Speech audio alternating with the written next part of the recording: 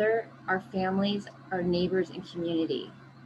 After our moderated presentation, Stephen Reed, our chair, will welcome your input and questions for our panelists to answer. Carrie, can I interrupt you for 1 second? There is a request in the chat to record this panel, and I would be happy to enable that, but I want to clear it with our panel first. As we do are not normally, we don't normally record our meetings, but if everyone on the panel is cool with it, Larry, so I'm getting thumbs up from everyone. Larry, I cannot see you, but if you could let us know if you're in favor. I'm all right with that. Okay, excellent. Justin, go ahead and start the recording. Fabulous. I'm going to call on each of our panelists to give a brief 30-second introduction in their own words. And at the end of their introduction, I want to know what their theme song is. And I think it would be fun to hear what their theme song is. I don't have a personal theme song. Mine happens to be Techno Beats from 1997. But that's from Daft Punk. And that just shows my immaturity. But thank you. I'm going to go ahead and start with you, Bre. If you can go ahead and give us a 30-second overview, and then Girmay, you're next. Yeah, absolutely. Thank you so much for having me. My name is Bre Jefferson. My pronouns are she, her. I am the political director at Puget Sound Sage, an advocacy nonprofit based in Seattle. I've worked in progressive politics for about 7 years now in the House, the Senate. I've also worked for Attorney General Bob Ferguson. So I'm really happy and proud to be here. And Formation by Beyonce is definitely my theme song. Girmay. Hey everybody, you have King County Councilmember Girmay Zahilay here. I'm a proud South Seattle native, grew up in places like Rainier Vista, New Holly, Skyway, also a proud Franklin High School graduate, if I have any Quakers on the line here. What would be my theme song? I might have Quakers in the house. Watercello Quakers. That's right. You tell them, Auntie Tandy. Let them know. Oh, I see a couple of Franklin people signing up in the group chat. I like it. I might have to. You might have to come back to me, Carrie, for the song. I didn't prepare, so I'm gonna. Up on that. Lonnie, how about you? Hi, thank you. My name is Lonnie. I often introduce myself as a recovering racist. I was raised in a very racist environment, not extremist, but racist. And through the gift of meeting phenomenal people who are not white, I was able to change that perspective on my life, and I'm very grateful for that. And the people I write about in my book mirror my own life in many ways. I have no theme song. So other than, oh, how I hate to get up in the morning, US military. Thank you. And our former council member, Larry Gossett.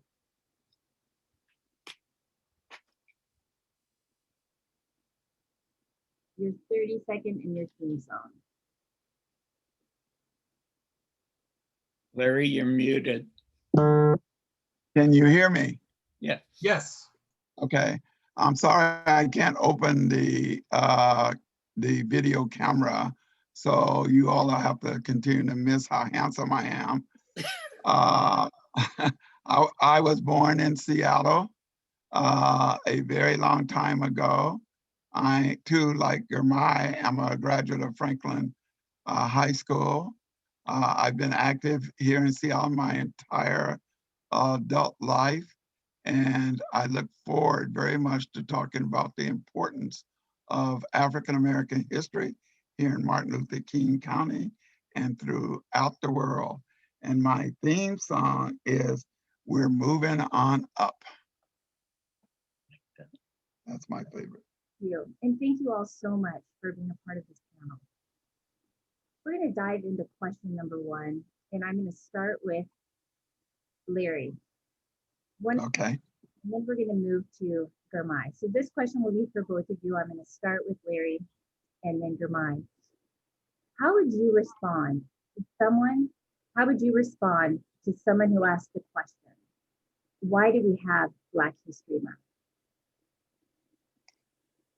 The reason that we have Black History Month is because the history of African people who have been in this nation and in North America, at least in a documented sense for 401 years, there's very little that our public or private school students learn about the contributions, the history, and the struggles of African American people. And it's very important that that be integrated more fully into our regular history that's essentially based on white supremacy and white history, and continued absence of it makes it very difficult for us to put together a struggle that that is able to liberate the whole country if we're not able to do that.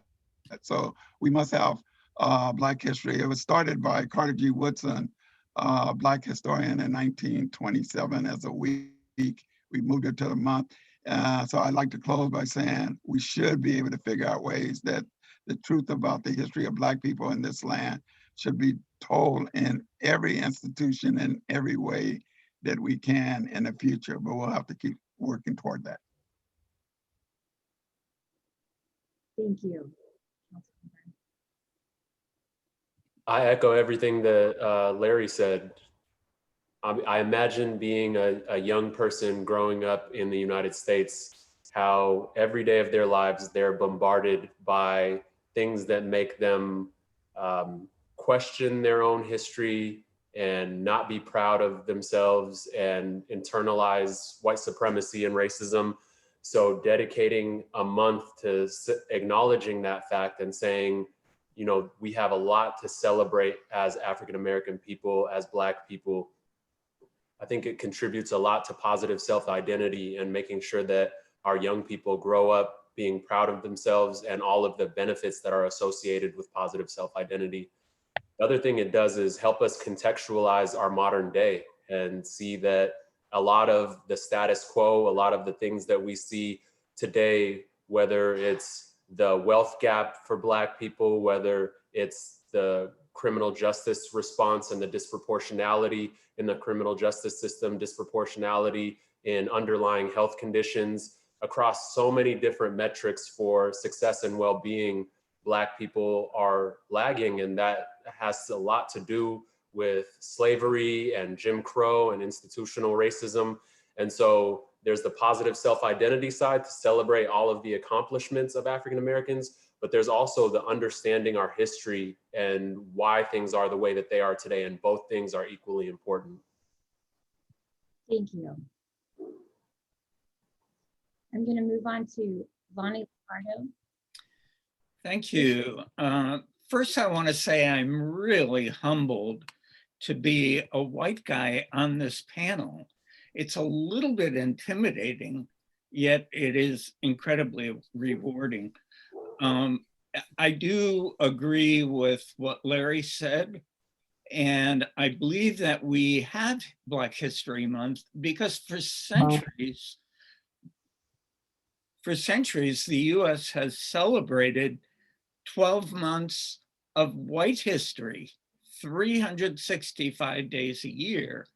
And now February honors Black women and men for their accomplishments, for their contributions to art, science, sports, industry. And I think of Katherine Johnson, who before 2016 and the film Hidden Figures was produced, was an unknown Black woman who by hand calculated the trajectory for US spacecraft to orbit the Earth and land on the moon.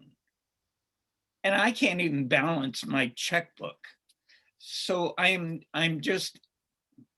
it's very important to honor all of the people who have made our community what it is, Black people who have made our community what it is. Absolutely.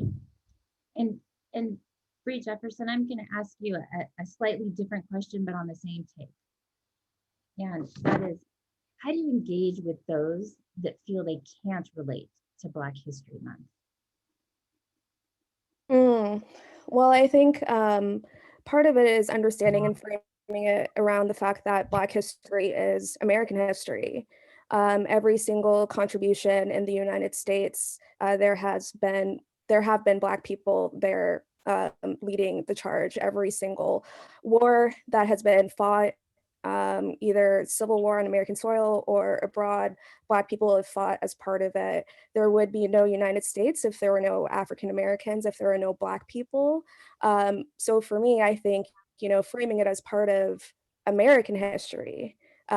We have a month that is special and dedicated to us because, like everybody else on the panel has said, unfortunately, our education system has really wiped out teaching our youth anything besides Martin Luther King and Rosa Parks, and they're amazing, and learning about the civil rights movement is incredible, but that's not the beginning and end of where Black people have been in this country.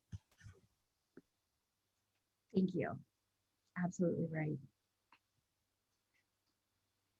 Councilmember Gossett, I'm going to ask you a question, and I'm also, Girmay, you're on this hook as well.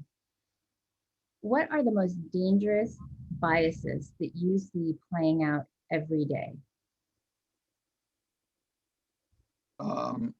Some of the most dangerous biases that I see playing out every day that are held by not only whites that don't know the true history of our country, but by national minorities too, whether they be Asian, Latino, Native, or Indigenous, or African, is the bias that Black people have not made any contributions to the society.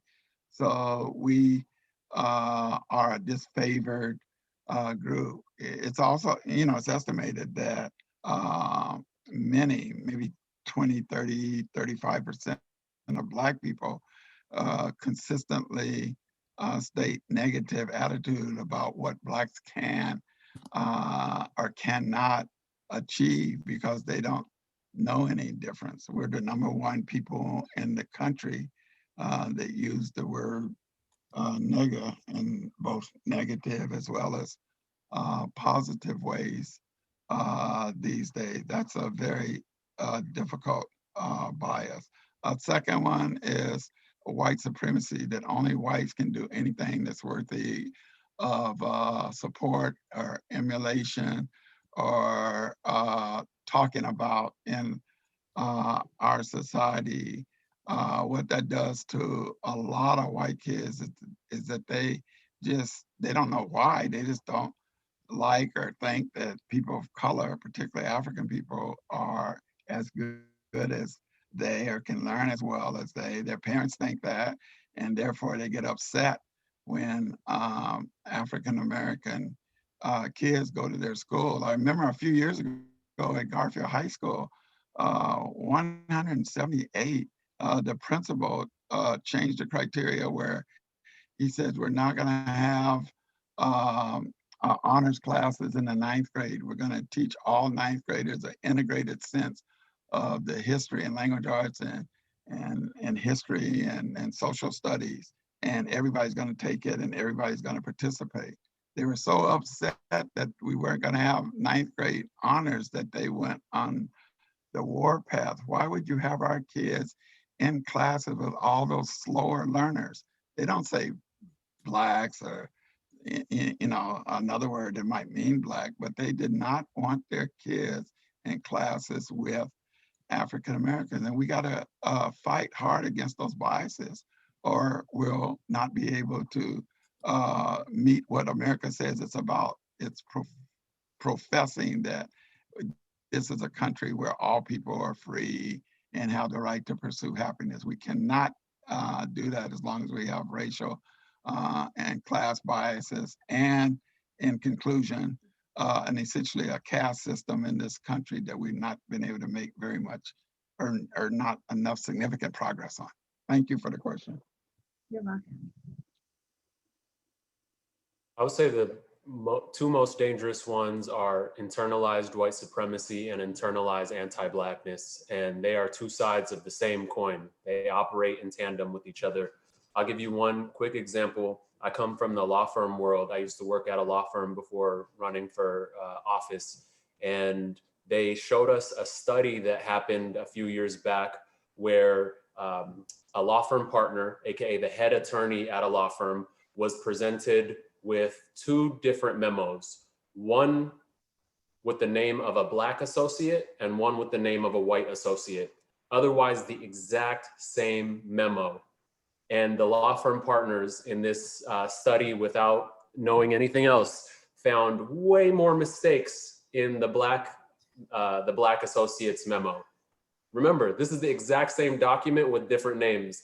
One, because of the perception of who is capable and who is not capable, they found way more mistakes.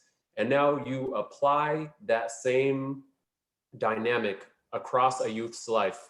Imagine a young Black person going to school as an elementary school student. What does it do to their confidence if every day their mistakes are found, or their attitude is perceived to be like this or like that, or they're punished more? And you track that through a person's life, and then you put that on a population scale, you start to see a big divergence in achievement outcomes. And that's one thing that we see across the board. And in case anybody listening to this thinks that internalized white supremacy and internalized anti-Blackness only hurt Black people, that is wrong. White supremacy hurts everyone across the board. And we got no bigger lesson about this fact than January 6th of this year, when several people, going all the way up to the president, because they are white, are allowed to navigate the world in a certain way and receive the benefit of the doubt. If any other race, if a Muslim person was on TV saying that they don't believe in free and fair elections, if a Muslim person were to, or a Black Muslim person were to say, you know, stoke insurrection and allow people to charge through the Capitol, the response would have been a whole lot different. And because of internalized white supremacy, and because some people get the benefit of the doubt, and because some people are perceived to not be dangerous, a lot of people were killed, and a lot of our institutions took a big credibility hit as well. So yeah, it hurts all of us, and we need to address it and end it together. Absolutely. And we will talk about, I also want to have a conversation towards the end about challenging our biases. How do we, as a community, recognize them and then act to change them? That is, and even if it's recognizing them, catching them as a community, we're all in a community. This whole group is a community. We're all in this together to recognize and get out there regarding our biases that are in our face, that we've recognized. And Bre Jefferson, I'm going to ask you this question. How do we keep moving forward without needing another George Floyd incident to shock us into action? That's really interesting. I mean, first I would say this country was founded on violence against Black bodies. It has been happening since the very first day of the United States. It happens every single day.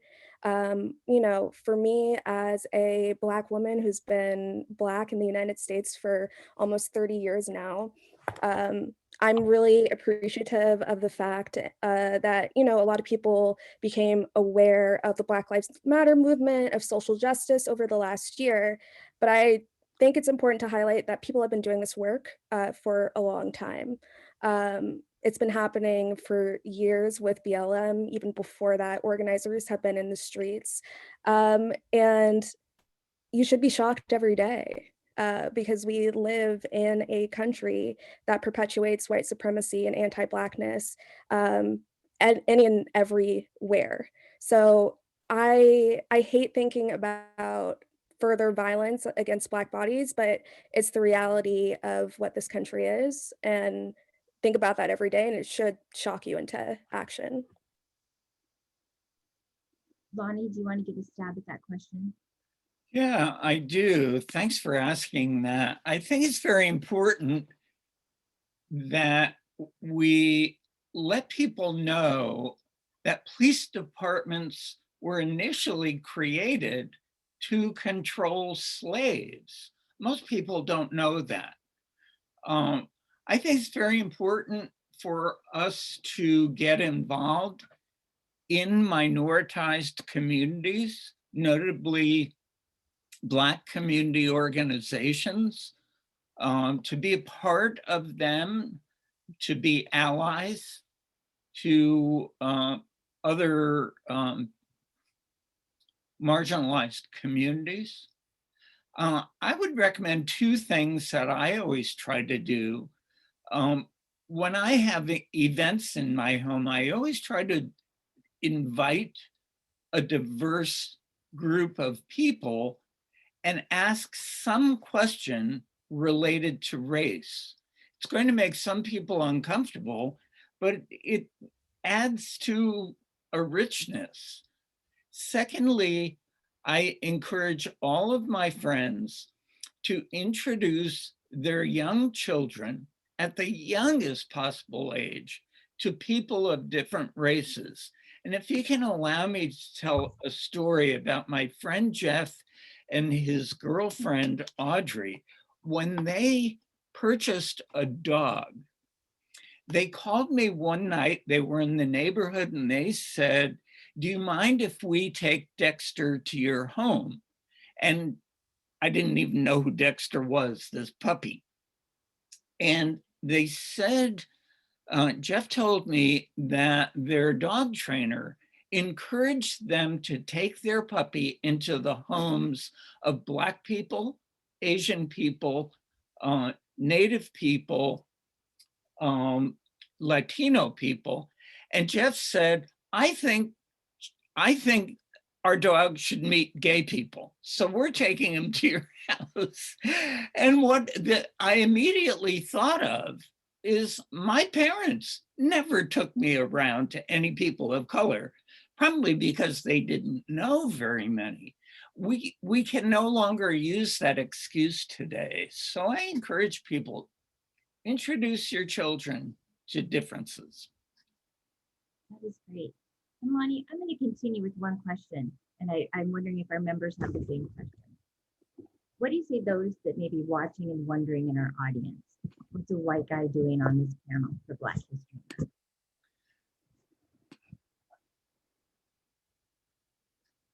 My presence here is being an ally.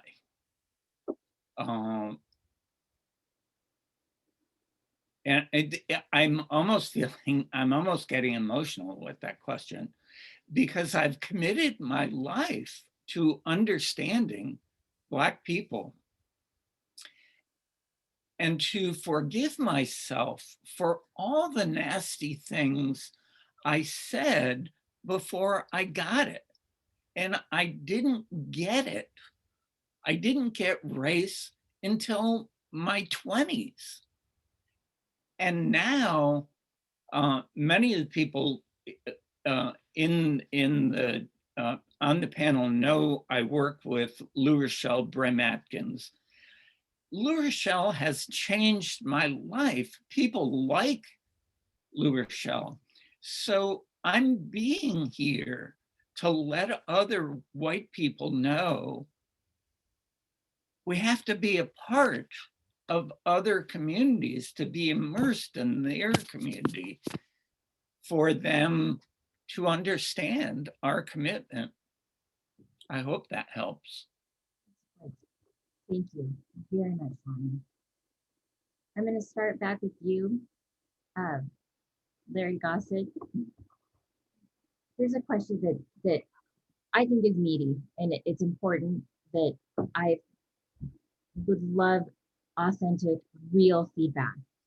And the question is, in the psychology of scarcity, it's been referred to the cornerstone of capitalism. The scarcity of, I have something, you don't. It's the one in which reinforces privilege for those in power. How do we break the power structure? What can we each do to start cracking that dam of systemic racism locally?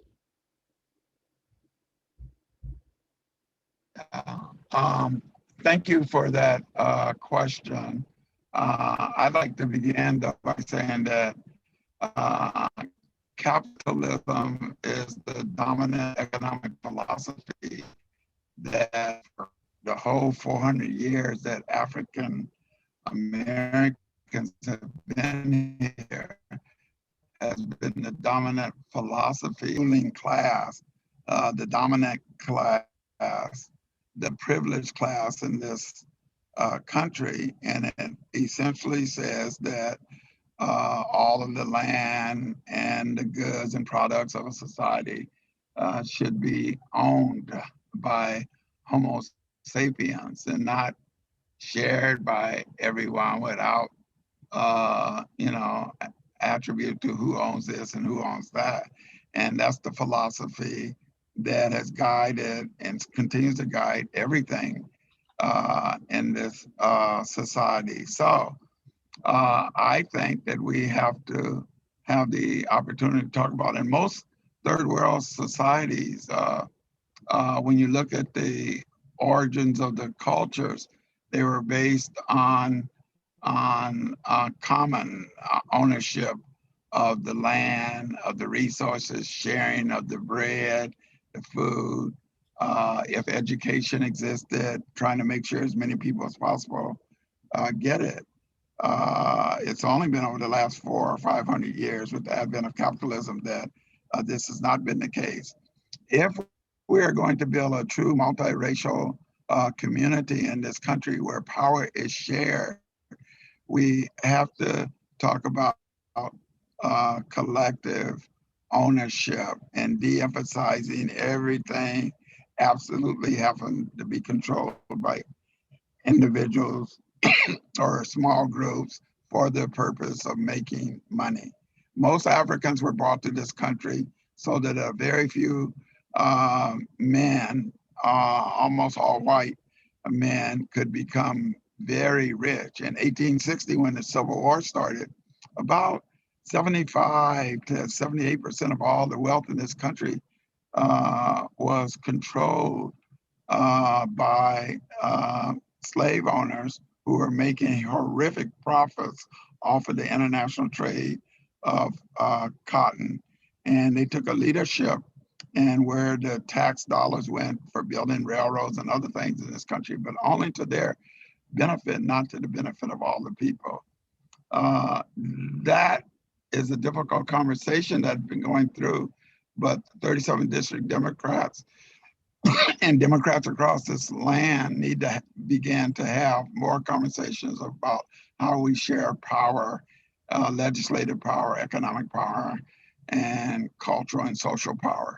Thank you for the question. Thank you.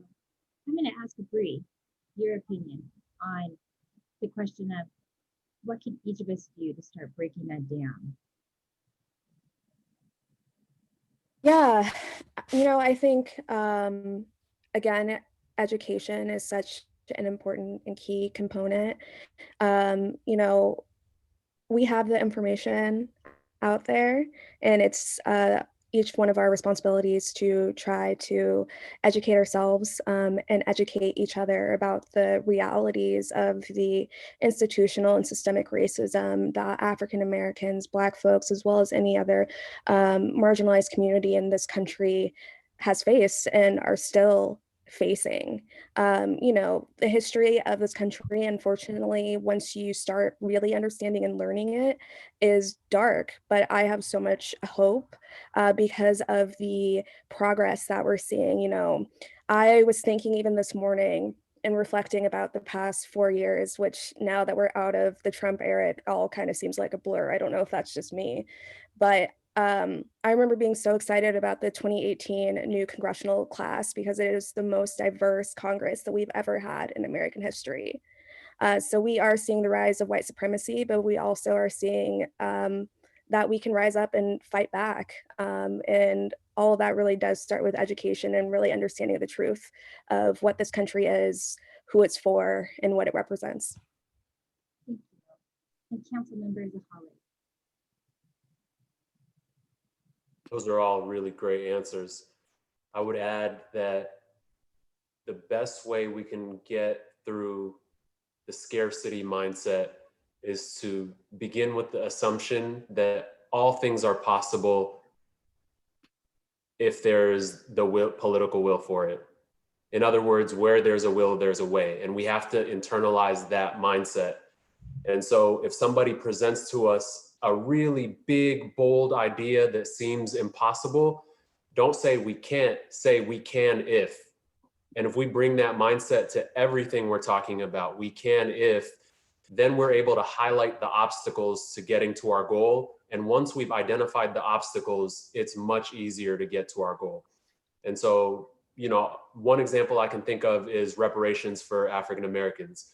You know, that's a really big, bold idea that scares some people, and it's really hard to get to, right?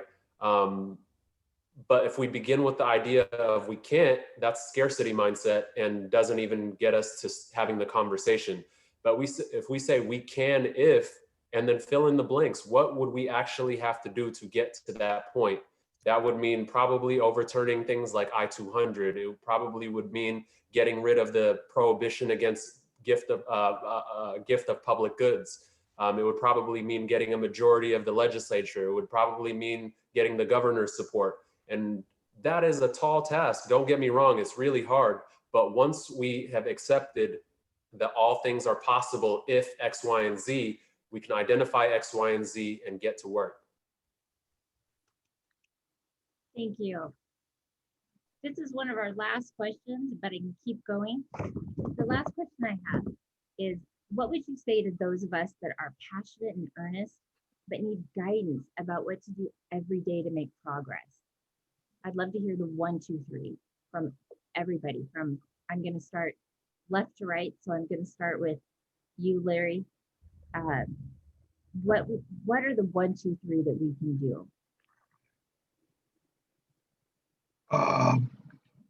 Thank you. What are the 1 or 2 or 3 things? What? I'm sorry. No worries. That for those Because I can't hear you too well. Passionate and earnest, but need guidance about making change, about getting involved in the local community, about making a difference, but yet need guidance on where to go, what to do. Yeah. Well, the example that I'd like to draw from, because it's the most current one that's in most of our minds, I was very excited about the mass multiracial response to the killing of George Floyd, as well as many, many other people of African descent who were unarmed by representatives of the state. We call them police officers. And there had never been a time, at least in my life, where I was able to hear that in all 50 of our states, regardless of if there were any Blacks or non-white people in communities, they were rising up and says, enough is enough. Human rights have to make a difference in our country. And we need to restructure and transform America in such a way that structural racism and economic inequality are done away with or significantly diminished. And that the only way we can do that is through Black and other minority leadership and this movement for social change. And hundreds of thousands of people were out in the street. The lesson, though, that we should draw from that is that was good as a mass start, but to bring about structural changes in our economic and political and social systems, we have to have national organizations that give leadership and critical thought to what our demands ought to be and how it is we get people in all 50 states to support and work on those demands until they're brought about so the whole society is transformed. And I think that's the zone that we're in now. And that's the kind of thinking multiracial coalitions to make revolutionary or transformative change in the United States of America. I think that the Democratic Party in the 37th district is an entity that can significantly help play a leadership role in that regard. Thank you, Carrie, for your question. Thank you so much. Lonnie? Thank you. I have to apologize for the change of scenery. If I didn't plug in my laptop, I had 3% of battery power. Sorry about that.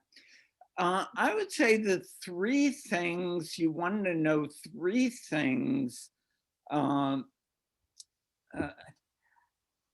I'd say one, support, work for, and elect political leaders with a proven track record of social justice and responsibility. Two, advocate for social change whenever you have the opportunity at work, in your social groups, among your friends. And three, be vocal, show up at events for peaceful demonstrations to support minoritized people. Thank you. I'm gonna ask Bre. Sure. First thing I would say is listen to Black women. I think that a lot of problems in the United States would be solved if we all just listened to Black women. And I'm not just saying that because I'm a Black woman, but because Black women historically have been on the right side of history in this country for every single major decision. I mean, Stacey Abrams just saved us. So again, first and foremost, listen to Black women. Second, I would say, don't be afraid, be brave. You know, I think that so much opposition comes from making us feel like we're alone, that we're in this fight all alone, and that there's nobody supporting you. A couple of weeks ago, I was actually driving around in Puyallup, and I saw this white teenage boy who was on the corner standing outside of the police station with a Black Lives Matter poster, and he was just chilling, protesting by himself. And that's the kind of bravery that we need to see and have it be ongoing. Even if you might be the only person there or might be the only person in any situation, that really doesn't mean that you're alone, and it takes all of us to speak up and take action to make a difference. Thank you very much. Councilmember Zahilay. Everything Bre said is 100% spot on. I would say my number one thing that we can do is have humility is the first one. I can't tell you how many spaces I'm in where somebody who has academically researched race and racism, who's not Black, who is white, for example, will try to explain race and racism to Black people or believe that they now know more. And that would be like me, you know, researching feminism and thinking that I can explain sexism to women better than they understand it in their daily experience.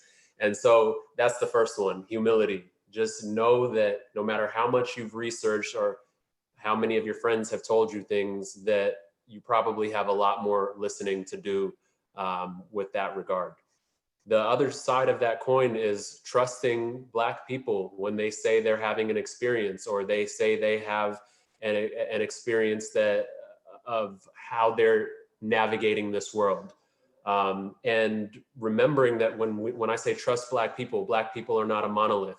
There are multiple perspectives in the Black community. So anytime somebody tells you that, quote unquote, I have engaged the Black community and the Black community is on my side on this, you have to ask them, who are you talking about specifically? Because when people say the work is intersectional, that is not just a buzzword. That means you have to talk to Black trans people. You have to talk to Black unhoused people. You have to talk to Black people with disabilities. And there are different perspectives based on the lived experience of people and how they experience the world.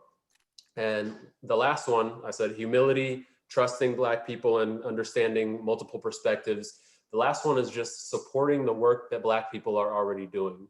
You do not have to reinvent the wheel. There are people right here in Seattle and King County who are leading and championing on so many different issues. And all you have to do is ask, how can I support? And sometimes that doesn't mean you supporting by being the face of the movement.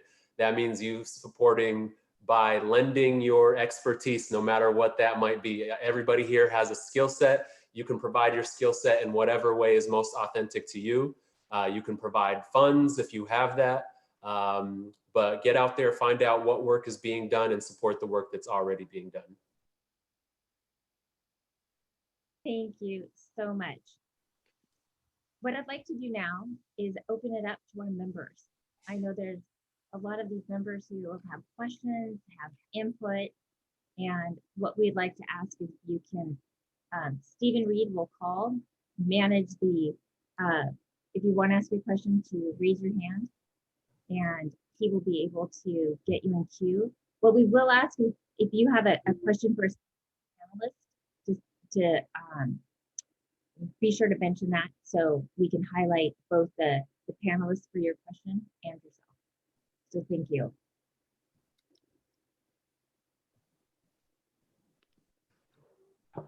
Hey folks, all right, I'm seeing hands go up, so we'll get to that. Just to reiterate what Carrie said, if you have a question, please direct it to one of our speakers and let us know who in your question, and try to keep your questions brief so that we can get to as many as possible. We'll start with Kevin and then go to Tandy and then Mary. If you'd like to ask a question, please use the raise hand button. Go ahead, Tandy. Or Kevin, sorry, Kevin then Tandy. Hey, oh, Kevin, you're muted. I'm going to ask to unmute you. Well, thank you all, and I'm glad you're recording this because I hope to be able to share this in a couple spaces. I was just writing down things, and I know I just put down like Bre, you mentioned about education, and Brother Girmay, you talked about all things being possible. And I always think about, you don't get engagement without orientation. And especially when I think about education, at what point should it be like mandatory or put in and built in? Because if you don't get the orientation, you can't get engagement. And that is so true. So I'm going to leave it like that for all all the panelists, because Lonnie got some orientation at some point in order for him to engage.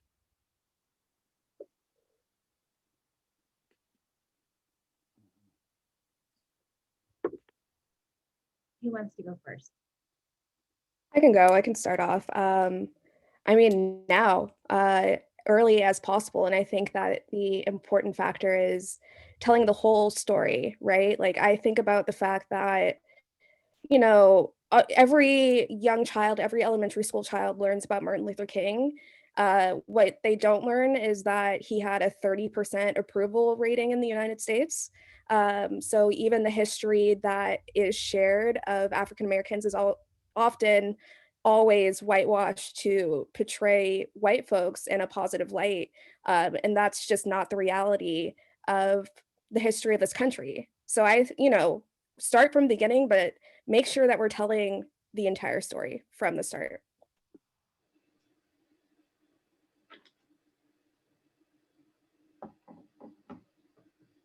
I want to add just everything Bre said is absolutely right. I want to also add that how many of you have spoken to our elementary school, middle school, and high school students today?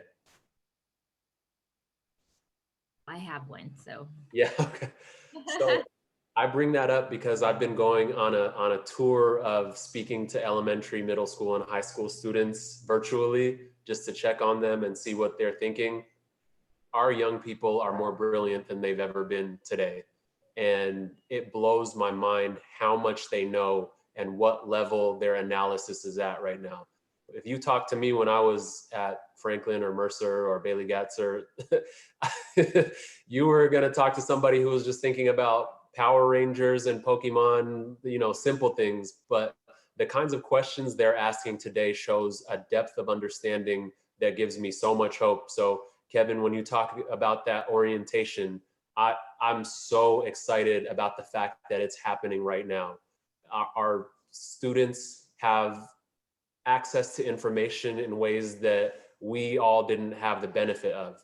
And so I say that not to say that there isn't more work to do. I know my brother Brandon Hersey on here is championing the cause and making sure that our young people have the education that they need. But I'm also just, you know, to just share a positive note that they are so brilliant, and I'm really excited to see what they accomplish as they grow older.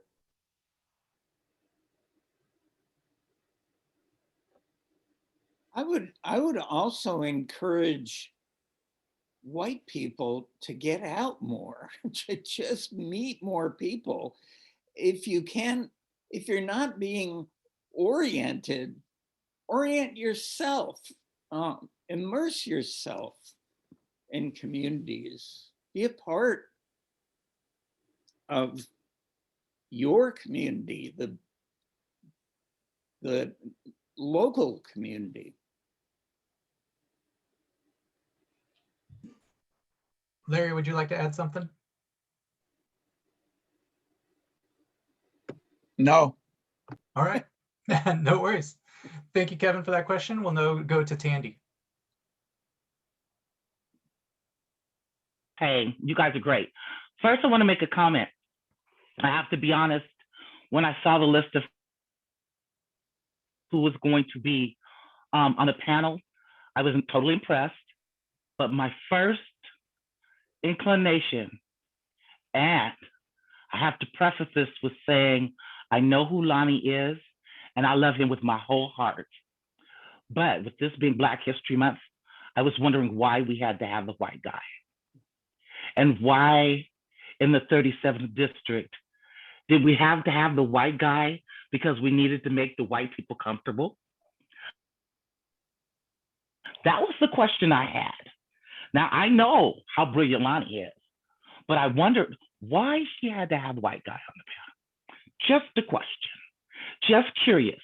And I wonder how many other Black people were wondering that too, and just aren't as bold as me to ask that question, even though they know how brilliant Lonnie is. So, okay, so now that I've gotten that out the way, and I know what an amazing man he is, and I also have his book. You all need to get one. Okay. Second thing, Bre, you are an amazing young Black woman that has a bigger soapbox than mine. You scare me.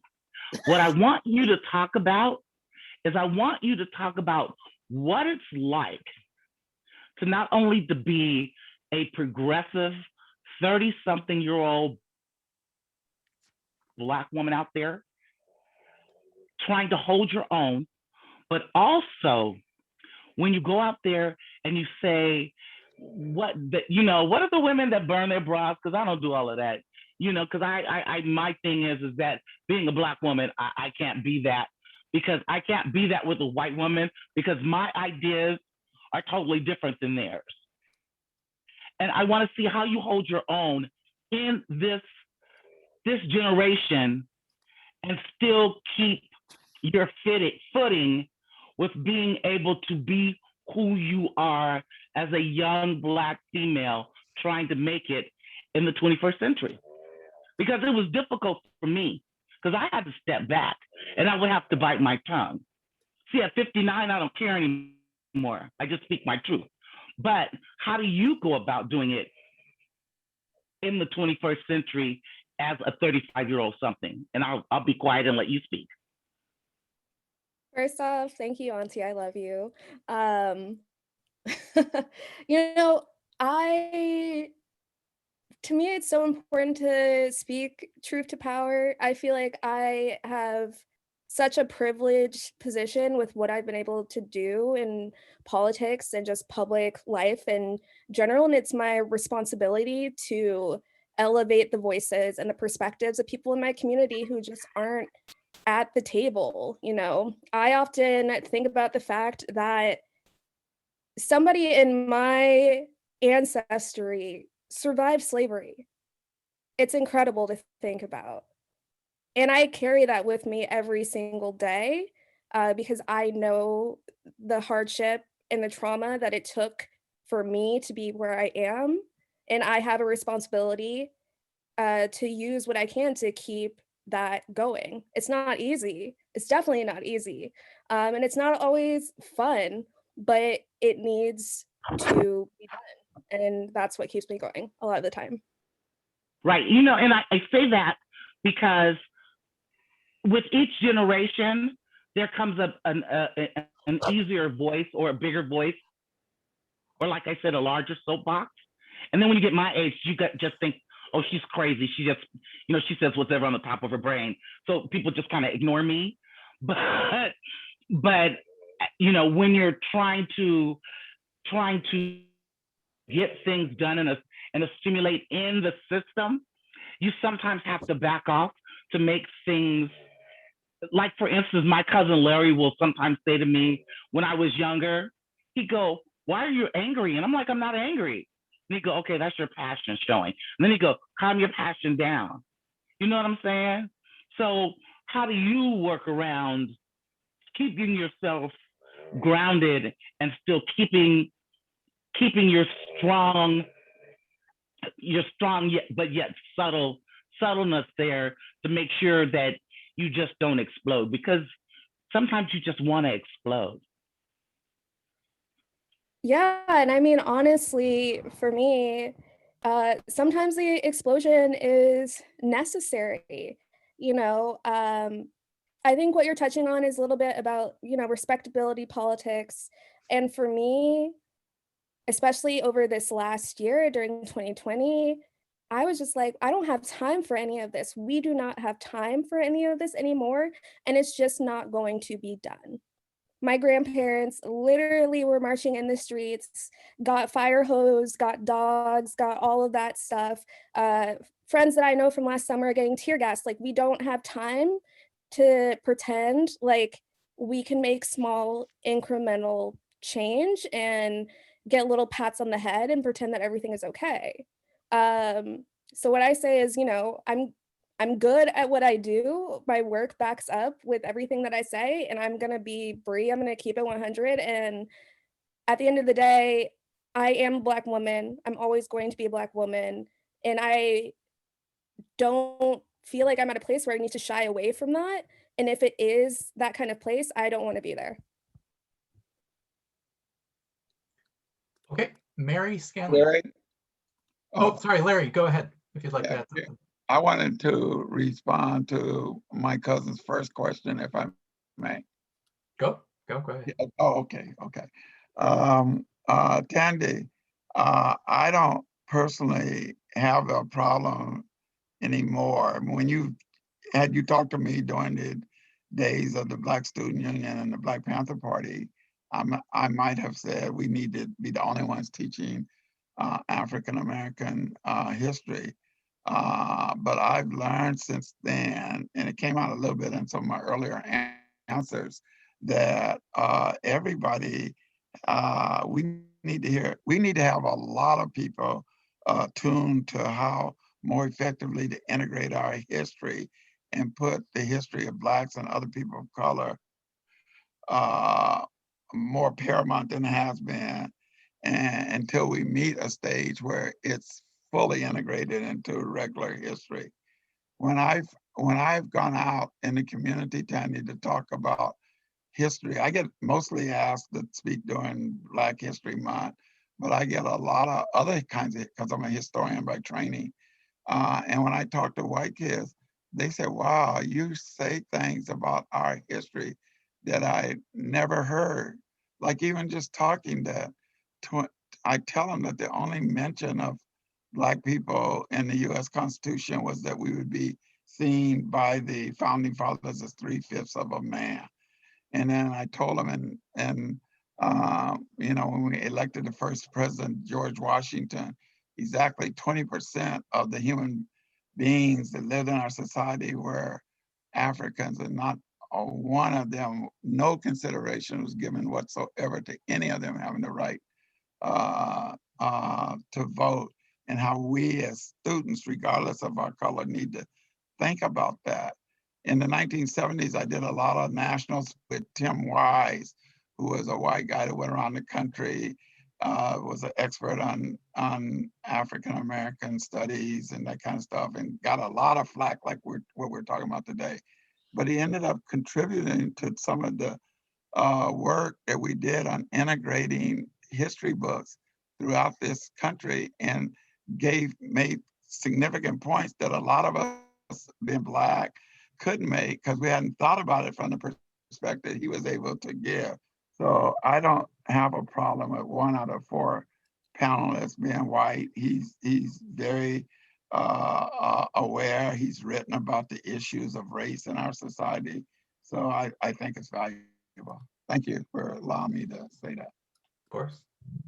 Mary Scanlon has a question.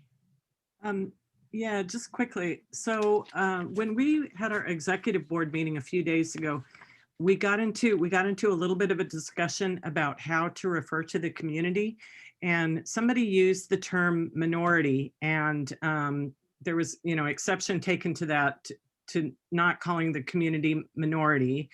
And then the other terms that were raised were whether it's more appropriate to call the Black community a marginalized community, or use the term, you know, the acronym BIPOC, or a BLM for Black Lives Matter, and so forth, and sort of like the relative merits or you know, bad things about all of these terms. And I actually don't remember if we came to any firm conclusions about what would be the best way to refer to the community, but it was a really fascinating discussion, I thought, and it kind of raised some unexpected considerations. Like, I'd never known that BIPOC was controversial, just as an example.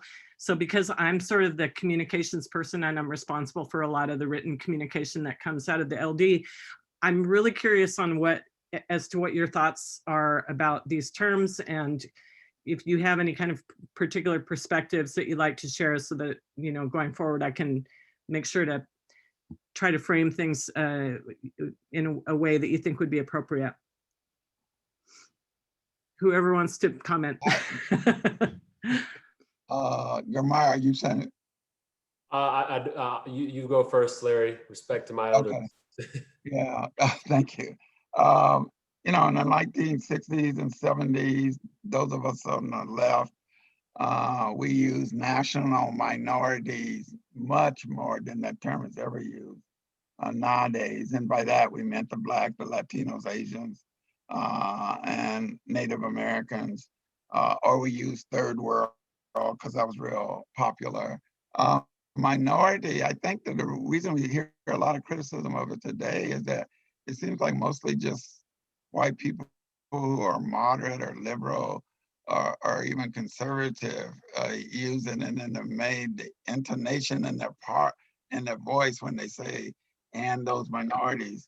They, you know, yeah, they probably mean people that are not white, but it doesn't sound right.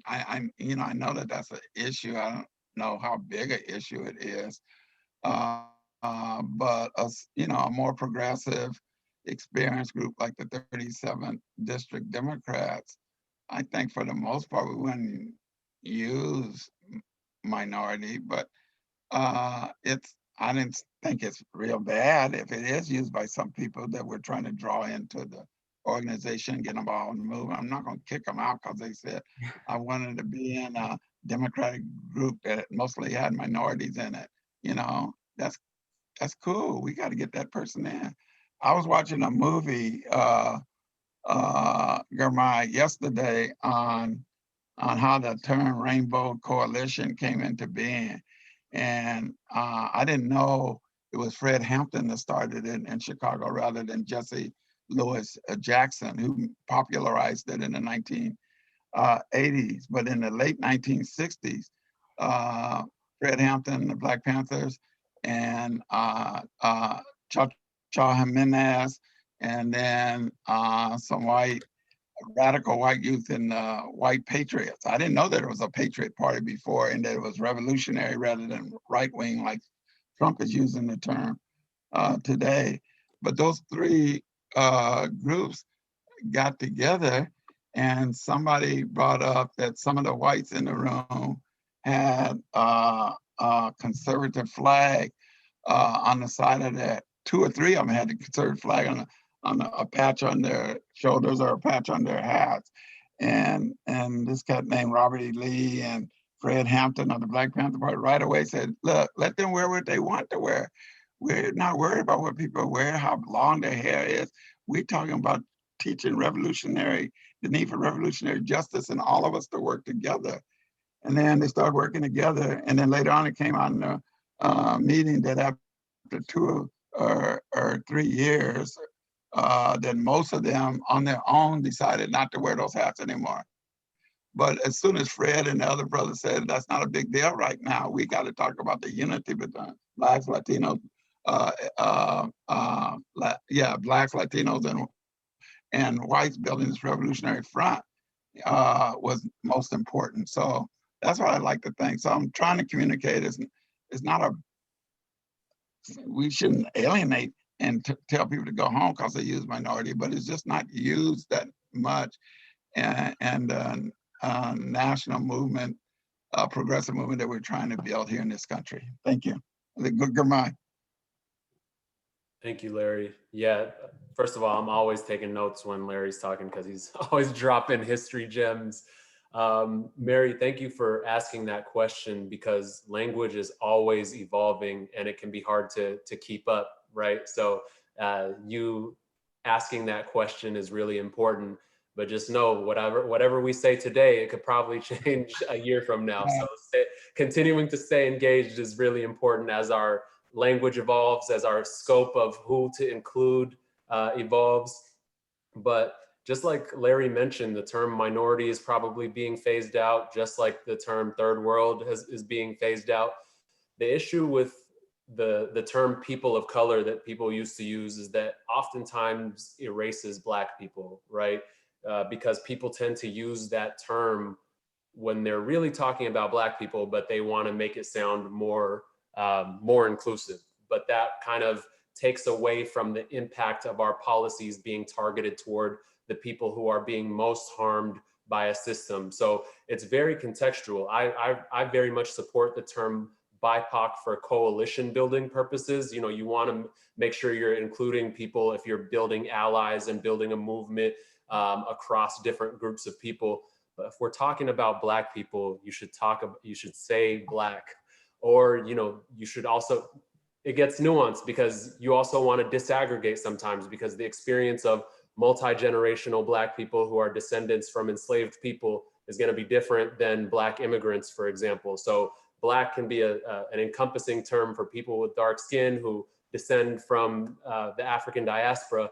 But if you're talking about multi-generational Black people in America who are descendants of slaves, some people use the term African American. All this to say, if we're talking about Black people specifically, let's say Black people and not say BIPOC, for example. You know, how this plays out in harmful ways, for example, is the fact that this past summer, we had a movement about Black lives. And some policymakers took that movement and interpreted it as a movement for racial justice broadly or people of color broadly. And that tends to harm the very people who are most harmed by our criminal justice systems. And that was what the movement was about. So if you take a movement that's about Black people and you say, we're going to make policies broadly for people of color, that's a harmful position to take. So again, if we're talking about Black people, talk about Black people. But if we're talking about coalition building and broad movements, it's okay to say Black BIPOC. In my view, people might disagree with this. Thank you. Mary, I would add, Bre, did you want to add something to that? Sure. I mean, I would like what Girmay said. listen to the youth, especially I learned so much from them. Gen Z, I mean, as a millennial, I can say that these Gen Z kids are so much farther ahead than anywhere I was as a teenager. They really understand inclusive language, excuse me, and how to use it. I think it's a personal preference. I think asking Black people how they want to be referred to, and listening to that and respecting it is really the first thing to do. But know again that these terms are not they're not permanent. We have updated language, and again, like Girmay said, this could change in a year, and that's fine. We all are learning, and continuing education is really, I think, again, I just keep harping on it, but it's so important. I learned to use the term minoritized communities, communities plural, as opposed to minority community. And what Girmay said is so important. When my book was published in October of 2019, throughout the manuscript, I referred to minority people as minorities in invisible quotes in the book, because I had not heard the term minoritized communities. Black people nor any other racial category chose to be minorities. They were minoritized by white people. So that term, to me, has big impact. Thank you all for those answers. We're going to try and get to as many questions as possible. I don't know that we'll be able to get to all the hands raised. We do have some other speakers left for this evening, but we're going to try to get to as many of you as possible. But I think we're going to have to say 9 o'clock is a hard stop for the Q&A with our panel. I want to respect their time and also thank them so much for spending tonight with us. So Ken, we'll go to you.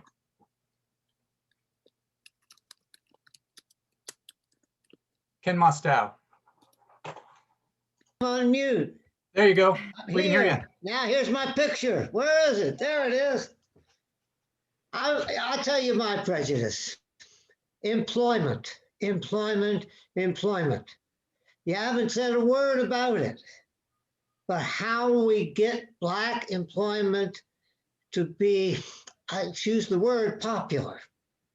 Part of Black employment is Black capitalism. I'm sorry, Larry, but that's what it is Black, although, Metro's done a hell of a job. So give us something about the importance during Black History Month that leads us to the progress in employment. And by the way, I'm from DC, so you get the idea of why it's important.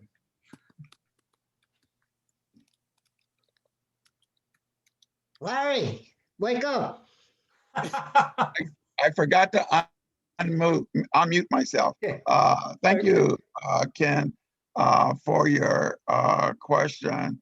I mean, anytime we talk about, I'm sorry, we had not been explicit about the need for significant change so that African-American people and other people of color, as well as poor whites, get far better wages in this country than they do. I'm concerned, for example, that President Biden might take the call for a minimal $15 wage out of the current legislation around COVID-19 that he's trying to get through the country, because I think it's important that minimally the national minimum wage in this country be moved nationally to $15 so that we could work as rapidly as we can toward that being a reality.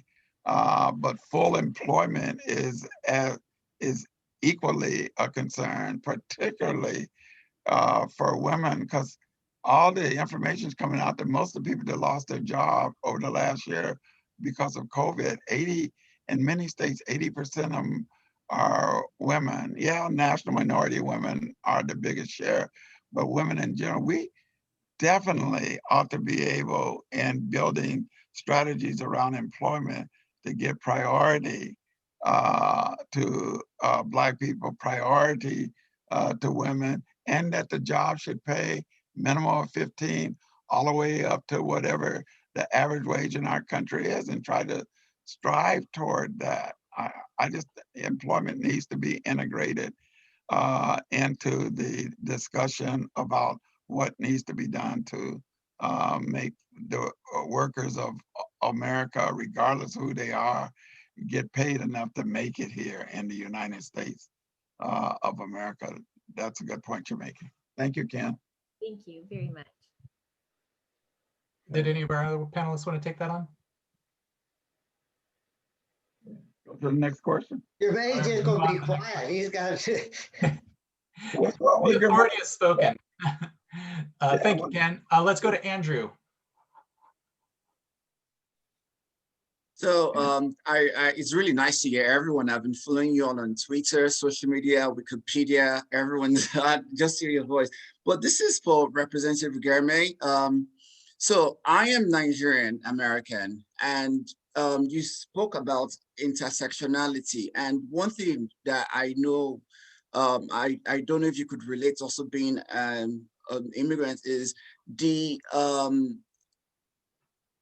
disregard for racism among Black immigrant community. Is I grew up being told that I should not be associated with Black Americans. There's a huge disparity where African immigrants kind of believe in racism is chosen, not real.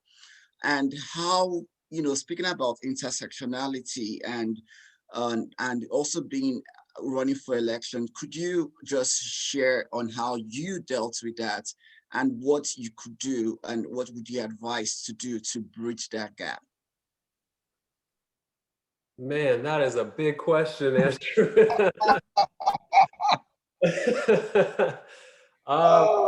Yeah, Larry, feel free to help me tag team this one if you want to jump in too. But I'm really sorry about that. Yeah, no, it's still a relevant question. It is. Go ahead, Girmay. Yeah, you say it's a tough question, and then you say, "Go ahead, Girmay." I got you, Larry. Okay, so let's see. First of all, I'll begin with the premise that white supremacy impacts all of us, and that includes Black people's view on other Black people. We all internalize white supremacy, especially you come to this country. I'm a Black immigrant, right? My family's from Ethiopia. We came here when I was 3 years old to South Seattle, and immediately, of course, you're bombarded with images of what American Black people are like on TV, especially in the 90s and even the 2000s. You know what was going on. The war on drugs was raging.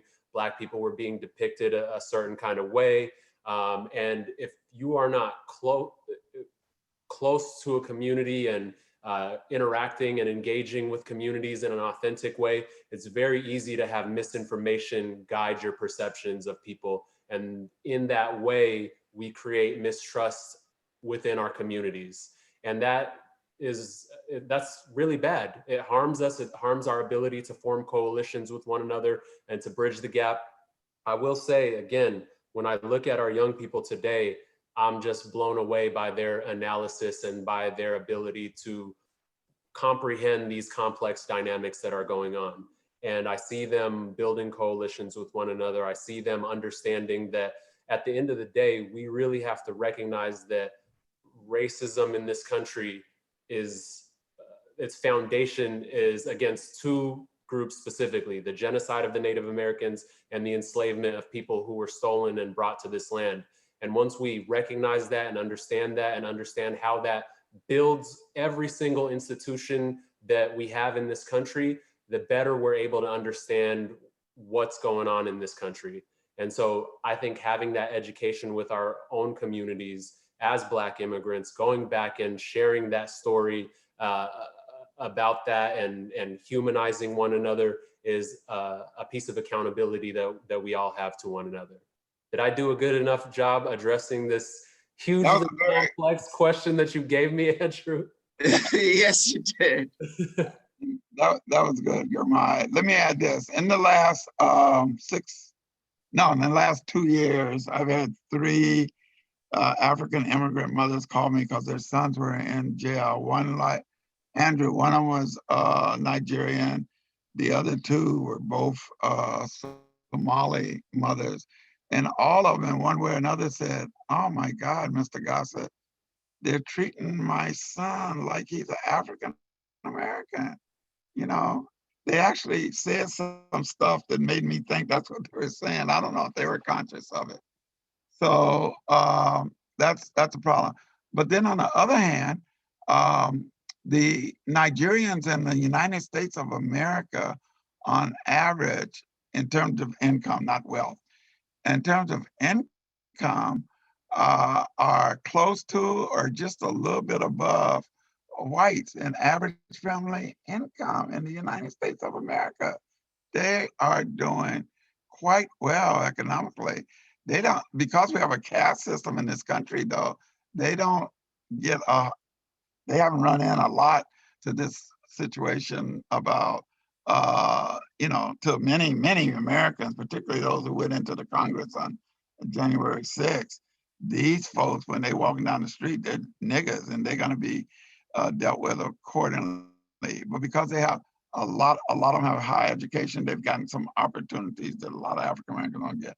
So all I'm trying to say, we're all in this together. The gradations of oppression vary, but it's in all of our interests that we deal with white supremacists, the divisions that do exist between national minority groups and the divisions between national minority groups and privileged white working class. We gotta cut down a lot of the barriers and see that we're all one in terms of revolutionizing our society, and Democrats have to take the lead in this regard. Thank you.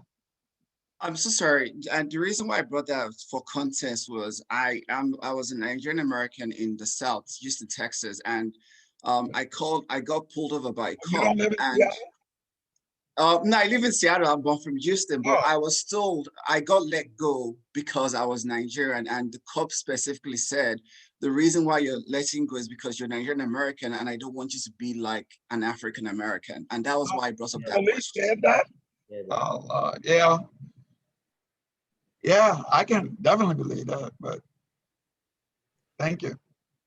And this is why our focus on racism again should be on understanding. Everybody. Yeah, it should be about understanding how our institutions first and foremost impact people who were descendants of slaves, because when we have that targeted approach to fixing things, we all benefit from that, right? If we address the way our institutions impact African Americans in this country first, I think we as Black immigrants benefit from that, because again, these systems were designed first and foremost to target a very specific group of people. And so another thing that is really important is to bring up the concept of disaggregation. And I don't think that term has really entered the mainstream yet, but it's really important. So when we talk about the way things impact Black people, we have to ask ourselves, who specifically are we talking about, right? Because our systems are gonna interact with, Black people who don't speak English as a first language differently than multi-generational Black people. If we're looking at the statistics of the University of Washington and the Black population is going up every year, we have to ask ourselves, is that from Black immigrants or is that from local Seattle people who grew up in Seattle? And that's not to say one is more important than the other, but data is important, and understanding data and why things are happening a certain way better helps us create policy. You go ahead.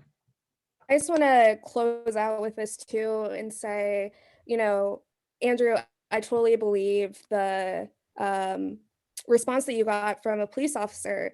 But, the first thing I thought about when you said that is, would that have been different if it was ICE? Because something that's really not brought up is the fact that some of the highest percentage of people that were deported under the Trump administration were African immigrants. So it's the same part of like what Girmay was saying, it's the same part of white supremacy. And the more that we can connect that and understand that our immigration system is connected to the police state, which is connected to white supremacy, that's how we can start understanding each other. So I just wanted to break that up. It is past 9, and our panelists have been so generous with their time that I apologize to those of you with still hands raised, but I'm going to let them move on. Maybe they'll stick around and answer questions in the chat, but I can't promise that. But I do want to thank you so much, Councilmember Gossett, Councilmember Zahilay, Bre, and Lonnie. What a terrific panel and what a terrific conversation. I especially want to thank Carrie, who helped organize all of this. We have more programming scheduled for the future. We will have in March a talk with Dr. Marsha Tate Arunga about reparations. And so I want to invite all of you to join in for that meeting in March, second Monday of the month. But just thank you so much to our panel for an amazing conversation tonight. That was really enlightening. So thank you all so much. Thank you so much, 37th. Love you guys. Have a good day. Yeah, Mr. Chair. Yeah, Mr. Good Chair, night, we really Auntie. Ciao, ciao. Dolce. Justin, would you please stop recording whenever you have a chance? Sorry, Larry, I cut you off. Please go ahead.